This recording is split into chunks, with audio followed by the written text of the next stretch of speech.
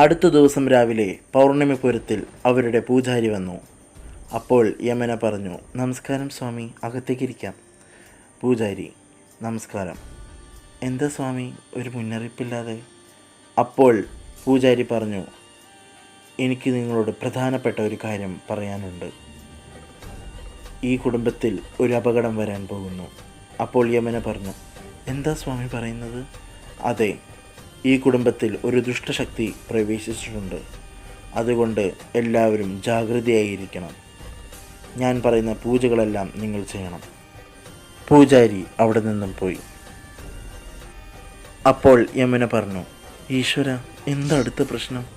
എനിക്കൊരു മനസമാധാനമില്ല. അപ്പോൾ ജ്യോതി പറഞ്ഞു, അമ്മേ, ഒന്നും സംഭവിക്കില്ല. അമ്മ സമാധാനമായിരിക്കും.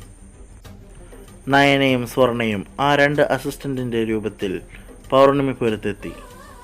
രാമചന്ദ്രനോട് ഡീലിങ്സിനെ പറ്റി സംസാരിക്കുന്നു. രാമചന്ദ്രൻ സർ, ഞങ്ങളുടെ ബോസ് പറഞ്ഞത് ഇന്ന് തന്നെ ഡീൽ ഉറപ്പിക്കാമെന്നാണ്. അടുത്തുള്ള വനത്തിൽ നിങ്ങൾ 3 പേരും വരണമെന്നാണ് ബോസ് പറഞ്ഞത്.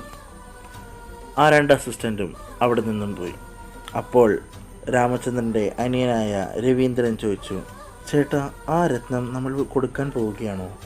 ഇതിനു വേണ്ടിയാണോ നമ്മൾ 24 വർഷങ്ങൾക്ക് മുൻപ് അവിടെ നിന്ന് ആ രത്നം കഷ്ടപ്പെട്ടെടുത്തത്? അപ്പോൾ രാമചന്ദ്രൻ പറഞ്ഞു, അതിന് ഞാൻ ഈ രത്നം കൊടുക്കുന്നില്ലല്ലോ. ഞാൻ കൊടുക്കാൻ പോകുന്നത് ഡ്യൂപ്ലിക്കേറ്റ് രത്നമായിരിക്കും. ഇത് ഞാൻ അവിടെ ചെന്ന് കൊടുക്കുമ്പോൾ അവർ ആ കാശ് നമുക്ക് തരും. രത്നവും നമുക്ക്, കാശും നമുക്ക്. അല്ലാതെ കഷ്ടപ്പെട്ടെടുത്ത സാധനം ഞാൻ അവർക്ക് കൊടുക്കാൻ പോകുമോ? ഓ, ചേട്ടൻ്റെ ഒരു ബുദ്ധി.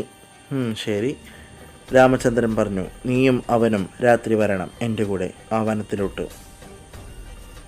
അപ്പോൾ രവീന്ദ്രൻ പറഞ്ഞു, ശരി, ഞാൻ എന്തായാലും രാജശേഖരനോട് പറഞ്ഞേക്കാം. ഇതെല്ലാം നയന മുകളിൽ നിന്ന് കേട്ടു. നയന മനസ്സിലാലോചിച്ചു, രാമചന്ദ്ര, നിൻ്റെ ഒരു പദ്ധതിയും നടക്കാൻ പോകുന്നില്ല. ഇന്ന് നാഗലോകത്തിലെ നാഗങ്ങൾ ആ രത്നം സ്വന്തമാക്കിയിരിക്കും.